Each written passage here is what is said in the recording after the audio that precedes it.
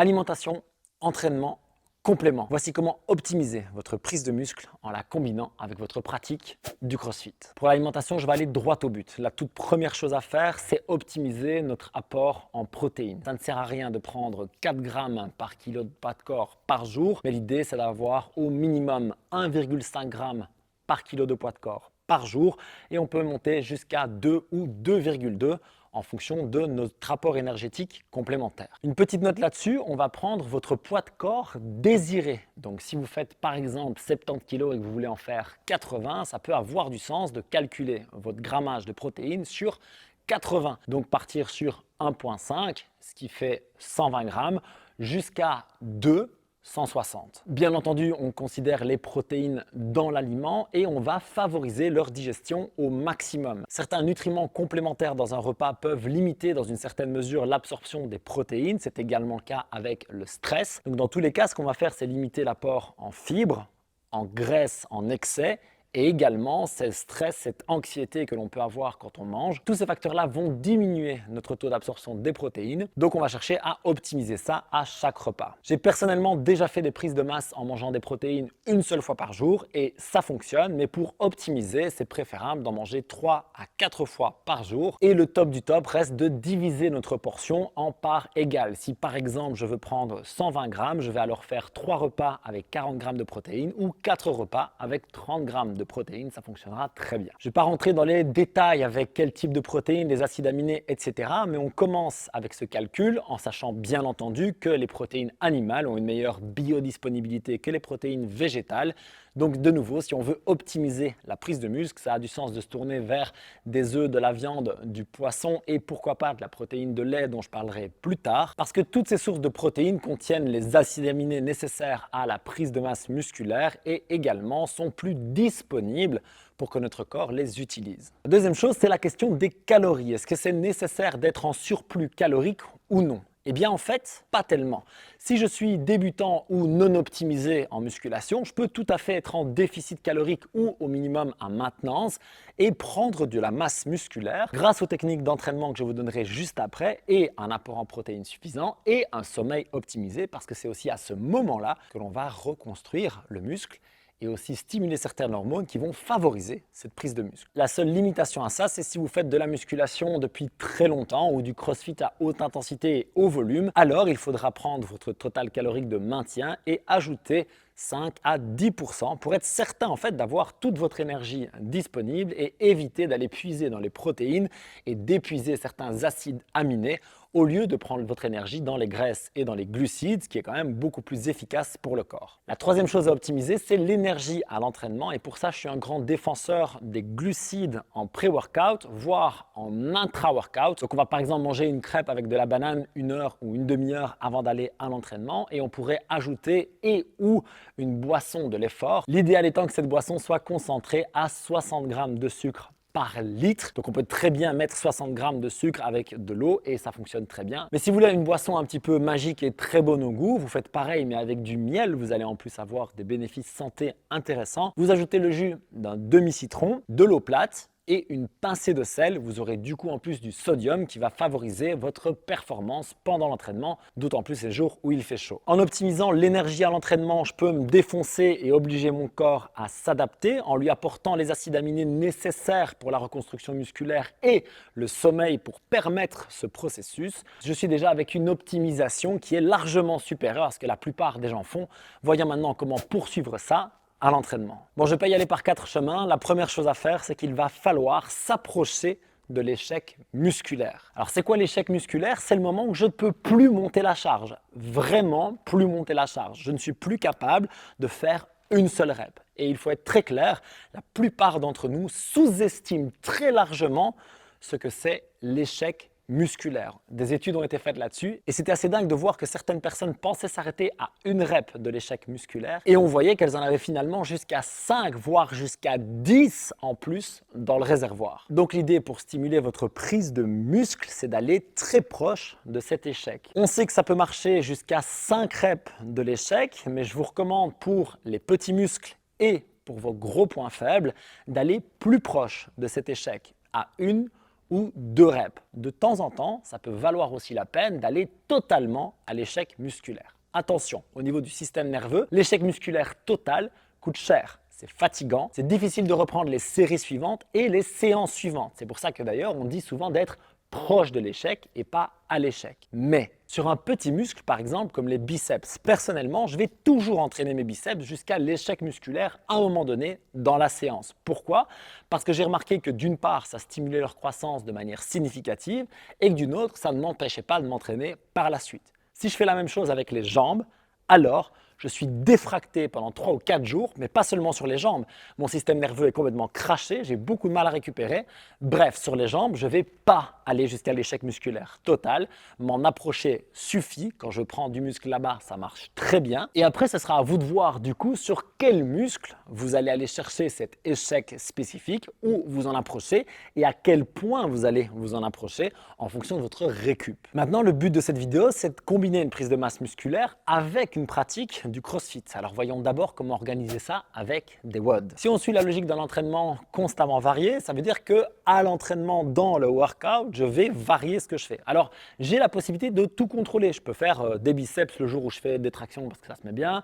Le lendemain, je fais des jambes et des squats, etc., etc. Oui, je pourrais, c'est vrai. Mais alors on perd un peu le côté fun, le côté constamment varié et le côté s'adapter à l'inconnu. Dans ce cas-là, et c'est ce que je fais pour le moment parce que je suis en intersaison basket, je prépare ma séance musculaire et je fais le WOD de manière aléatoire. Hier, c'était deadlift et burpees.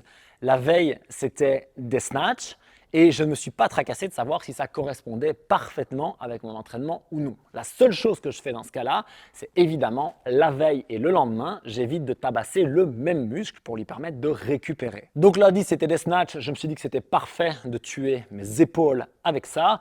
Le lendemain, c'était deadlift et burpees. Et ce que j'ai fait, c'est que j'ai fait un travail de cuisses et de biceps parce qu'il y avait des chin-ups en renfort au préalable. Donc dans une semaine, si je veux garder un bon niveau en CrossFit, il faut quand même que j'intègre 2 à 4 workouts. Attention, plus vous allez faire des workouts longs, moins il faut qu'ils soient musculaires. Pourquoi? Parce que ça va vous défoncer pour votre travail de prise de muscle.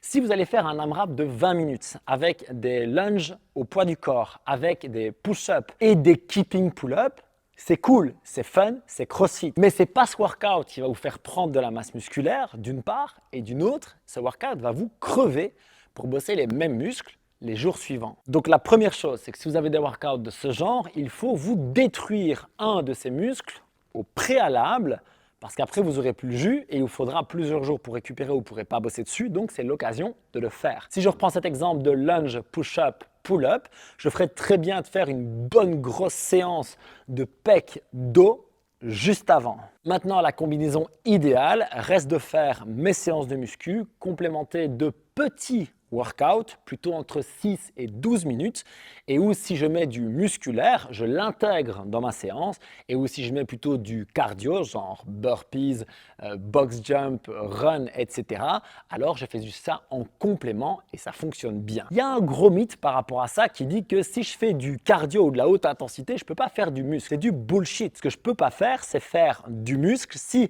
je m'entraîne trop et que je mange pas assez. Ça, c'est tout à fait vrai. Le problème qui va arriver, c'est que je vais avoir une dépense énergétique tellement importante que mon corps va finir par aller puiser dans les acides aminés présents dans mon alimentation et dans mon corps pour réparer les dégâts. Et donc, je ne vais pas avoir suffisamment d'acides aminés disponibles pour ma reconstruction musculaire, ma prise de masse. Donc plus je dépense de l'énergie, plus je vais devoir manger. Ça, c'est tout à fait vrai, c'est inévitable, c'est un calcul très binaire pour prendre du muscle, mais c'est comme ça qu'il faut faire. Si maintenant je fais que de la muscu et des petits workouts, il faut être très clair. Ma dépense énergétique n'est pas incroyable. En musculation et sur des watts de 8 à 12 minutes, ma dépense calorique ne va pas être dingue. Donc oui, je peux manger un peu plus, surtout mes protéines quand j'en parlais, mais j'ai pas non plus besoin d'augmenter mon total calorique de 1000 calories pour pouvoir prendre de la masse. Pour les hard gainers qui vont me dire mais si mon total calorique plus 2000 machin, non, non, non, ce que vous avez calculé là, c'est votre total calorique théorique, mais c'est pas le vôtre. Vous avez peut-être un four qui va à 180 toute la journée. Moi, j'ai un four qui va à 120 toute la journée.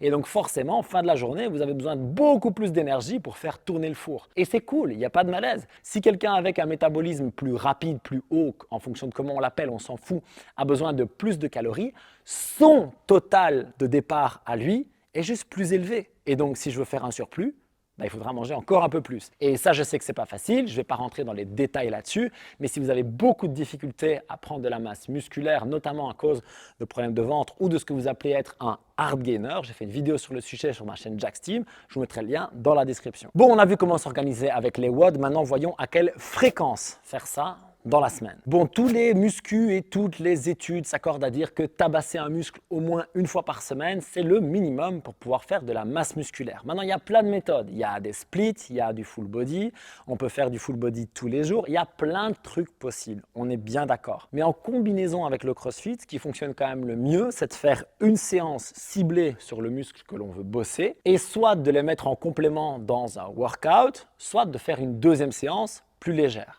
Je m'explique. Prenons le cas des pectoraux par exemple. Je pourrais très bien le lundi faire une vraie séance de pec avec du développé couché, que ce soit à la barre ou aux haltères en fonction de ce que moi je ressens le mieux. Je peux ajouter des exercices typiques d'écarté. Il y a moyen de faire des choses et je vais ce lundi me défracter les pecs. C'est ça qui est cool. Je vais bien manger, bien dormir et je progresse. On est au top. Jeudi ou vendredi, il est assez probable que j'ai au moins partiellement récupéré, voire totalement récupéré. Et donc là, j'ai deux choix. Soit je suis plutôt dans un cycle de prise de force, et alors ce serait intéressant de faire un travail de force spécifique à ce moment-là. Ou alors, je suis dans une logique de garder ma résistance musculaire, mon volume d'entraînement, etc. Et alors, je pourrais mettre par exemple des séries de push-up assez longues dans un workout le jeudi ou le vendredi. Dans tous les cas, il est très important que cette deuxième séance complémentaire n'entrave pas la première parce que c'est celle-là qui va créer le plus d'adaptation. Donc si je la fais le jeudi ou le vendredi, il faut que je sois certain de pouvoir le lundi repartir à fond. Ça, c'est la première logique de répartition. Maintenant, une deuxième chose, c'est que vous n'êtes pas obligé de le refaire le lundi. Si vous n'avez pas récupéré, si vous n'êtes pas capable de tabasser ce jour-là, attendez simplement un jour ou deux de plus.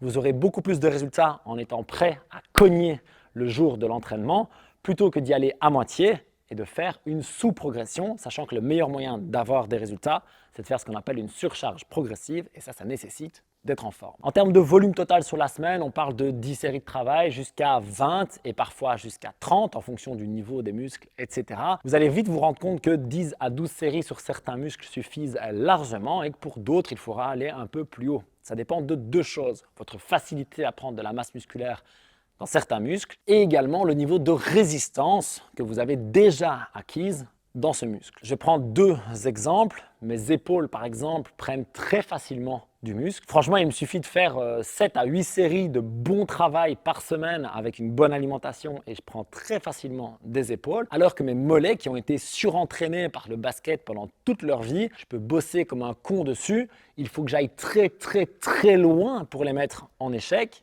et pour les faire grossir. Et dans mon cas, ce n'est pas un problème de ne pas avoir de mollets. Il y a des gens qui n'ont pas de mollets, comme moi, je n'ai pas beaucoup de pecs naturellement. Ça, je comprends. C'est ce qu'on appelle un déficit ou un point faible. Ça nécessite une adaptation particulière. Les mollets, chez moi, ne sont pas un point faible, ils sont justement un point fort.